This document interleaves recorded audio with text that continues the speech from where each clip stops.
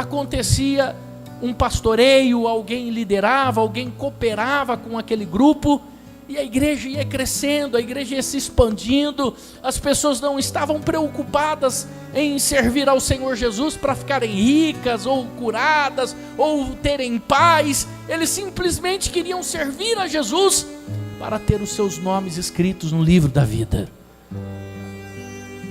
E os apóstolos eram aqueles que davam assistência a esses grupos. Estou contando um pouco da história de Atos dos Apóstolos para você entender. Os apóstolos eram grandes homens de Deus, e eles davam assistência a essas igrejas, e era uma honra você poder receber um grande apóstolo, alguém que andou com Jesus, alguém que caminhou com Jesus, alguém que viu os feitos de Jesus. Essa pessoa ir no seu pequeno grupo de oração, no seu cenáculo, como era chamado, e ali ele testemunhar, e ali ele pregar, e ali você ficar sentado, ouvindo aquele homem falar. E o homem mais famoso, mais importante de todo o cristianismo em Atos dos Apóstolos, é o grande apóstolo Pedro, porque além de ser um apóstolo, ele era o líder da igreja. Ele ficou no lugar do Senhor Jesus, como líder. E como era maravilhoso você estar sentado ao lado de Pedro, ouvindo Pedro falar: olha, essas mãos tocaram no rosto de Jesus.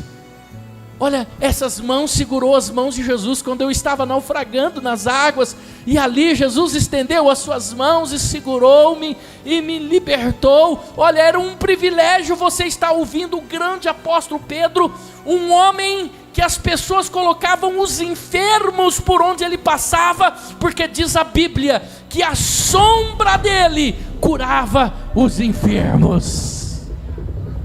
É muita unção. Era o grande apóstolo Pedro, que também operava sinais e maravilhas no nome do Senhor Jesus Cristo. As pessoas corriam, queriam ver quem era Pedro, aonde estava Pedro, o que Pedro falava, o que Pedro pregava. Era o grande apóstolo do Senhor Jesus Cristo, uma pessoa famosa, e a Bíblia diz que ele está numa cidade, e ali havia um homem chamado Enéas, e esse homem está coxo, e ele diz para aquele homem: levanta, e aquele homem é na mesma hora curado. A fama de Pedro se espalhava por todos os lugares, a fama de Pedro corria. Então aonde Pedro passava, as pessoas queriam estar ao lado de Pedro. Se não conseguissem tocar em Pedro, pelo menos colocavam as pessoas deitadas no caminho que Pedro passava, para que pelo menos a sua sombra passasse sobre elas. A fama de Pedro corre, a fama de Pedro está correndo por toda a região, e agora ele é o grande líder, ele é o grande apóstolo Pedro, o homem que opera sinais, maravilhas e prodígios, e é o líder da igreja, está ocupando o lugar de Jesus, está substituindo a posição de sacerdócio do Senhor Jesus aqui na terra. Só que do outro lado, diga assim, do outro lado da história, havia uma mulher viúva, uma mulher pobre, e que ela era cooperadora da igreja. Ela era a líder, a pastora da igreja. E essa mulher, ela cuidava não de uma igreja rica, com pessoas importantes. Ela não cuidava de uma igreja de pessoas da alta sociedade. Dorcas cuidava de uma igreja de viúvas. As mulheres que estavam ali tiveram os seus maridos comidos pelos leões, porque declararam a sua fé em Cristo Jesus. As mulheres que serviam aquela congregação, aquela comunidade local, eram mulheres pobres, que dependiam da igreja, que dependiam do governo, que passavam situações apertadas, e esta mulher cuidava dessas outras viúvas com o seu trabalho. A Bíblia diz que ela era costureira. Ela era uma mulher simples, não era uma apóstola como o grande Pedro. Ela era uma mulher simples que cuidava de outras pessoas simples que precisavam de ajuda. E eu fico imaginando como o Senhor é extraordinário, como Deus é tão grande, que Ele sempre usa as pequenas coisas para fazer grandes coisas. Ele usa para mostrar para Faraó o seu poder e a sua grandeza. Ele tirou água de uma rocha. Ele fez toda a população dos judeus se alimentarem com algo tão pequeno. A Bíblia diz que parecia uma semente chamada maná. Era tão pequeno, mas sustentava o povo. Então Deus sempre foi grande, extraordinário, mas usava as pequenas coisas para fazer coisas grandes. Preste atenção. Deus sempre usou as pequenas coisas para fazer as coisas grandes. E eu fiquei pensando na Bíblia, de todas as coisas pequenas, a menor de todas que Deus usou para fazer grandes coisas, foi algo chamado uma agulha. Deus usou a agulha de Dorcas para fazer grandes coisas nessa região, na época dos apóstolos e dos discípulos. O que é uma agulha? Uma agulha tão pequena, mas foi uma agulha pequena, algo tão pequeno, que Deus usou através de Dorcas para fazer uma grande obra em toda essa região de Jope. Eu quero dizer algo para você profético aqui nessa noite. Talvez você entrou aqui se achando pequenininho demais, mas é os pequenininhos que o Senhor está chamando para fazer grandes coisas. Aleluia! Deus está chamando os pequenininhos, aqueles que se sentem menosprezados, humilhados, aquele que não se sente um nada, para fazer grandes coisas e coisas extraordinárias. Ei, preste atenção. Deus quer usar as coisas pequenas para fazer as grandes coisas. E às vezes nós sentimos um nada, nós achamos que não somos ninguém, e somos nós, essa pequena agulha que o Senhor quer usar para fazer coisas grandes e extraordinárias. Dorcas estava ali, ela socorria aquele povo, aquela cidade, ela ajudava aquelas pessoas. Uma simples costureira que também precisava de ajuda. Então alguém manda um recado para o grande apóstolo, diga assim, o grande apóstolo Pedro, que já tinha ressuscitado uma pessoa. Alguém chama ele e diz assim: Pedro, venha depressa ter conosco, porque ele estava próximo de Jope. Lida ficava próximo de Jope, e alguém dá um recado: venha depressa, porque Dorcas está doente. Quando ele chega, essa mulher já está morta. Versículo 39, acompanhe comigo. Olha que segredo maravilhoso que tem nesse texto. Pedro atendeu e foi com eles. Tendo chegado, conduziram-no para o cenáculo, e todas as viúvas o cercaram chorando, mostrando-lhes túnicas e vestidos que Dorcas fez enquanto estava com elas. Preste atenção. Pedro chega, o grande apóstolo. De repente aquelas mulheres cercam Pedro, chorando e dizendo: olha o que ela fez por nós, olha a roupa, olha a túnica, olha como essa mulher nos ajudou. Pedro está ali para tentar resolver uma situação, mas aquelas mulheres estão cercando Pedro e mostrando para Pedro o que Dorcas tinha feito por elas. Preste atenção, guarda isso no teu coração. Tem coisas que as pessoas não veem.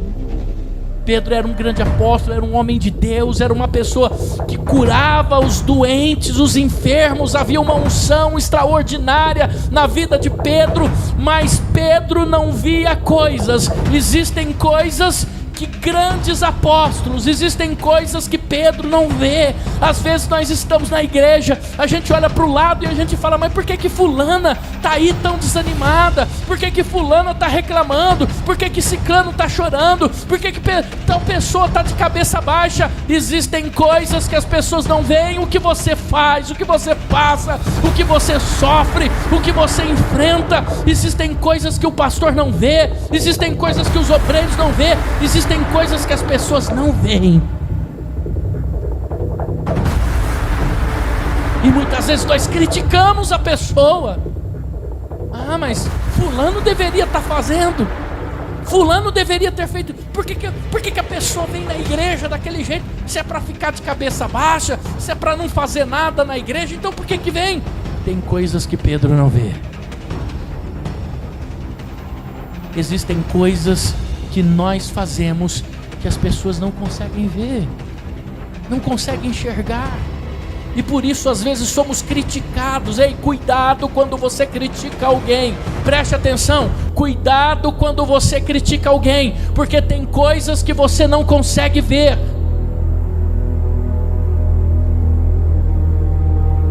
Fulana é metida, fulana só anda de cabeça erguida, de nariz em pé. Cuidado. Há coisas que o apóstolo não vê, tem coisas que ninguém vê, mas tudo isso Deus vê. Pode ter certeza. Tem coisas que as pessoas não enxergam. Eu já acordo logo cedo pela manhã socorrendo pessoas, orando, fazendo visita, dando atendimento, compartilhando meu trabalho. Às vezes saio na hora do almoço, deixo de almoçar para fazer visita em alguma empresa, em algum lugar, numa casa, num estabelecimento. Almoço dirigindo. Faço o que eu posso, o que eu não posso. Socorro, vou em hospitais, empresto dinheiro, faço isso, faço aquilo. Tem coisas que Pedro não consegue ver. Existem coisas que você faz, preste atenção. Existem coisas que você faz que as pessoas não veem e por isso você é criticado.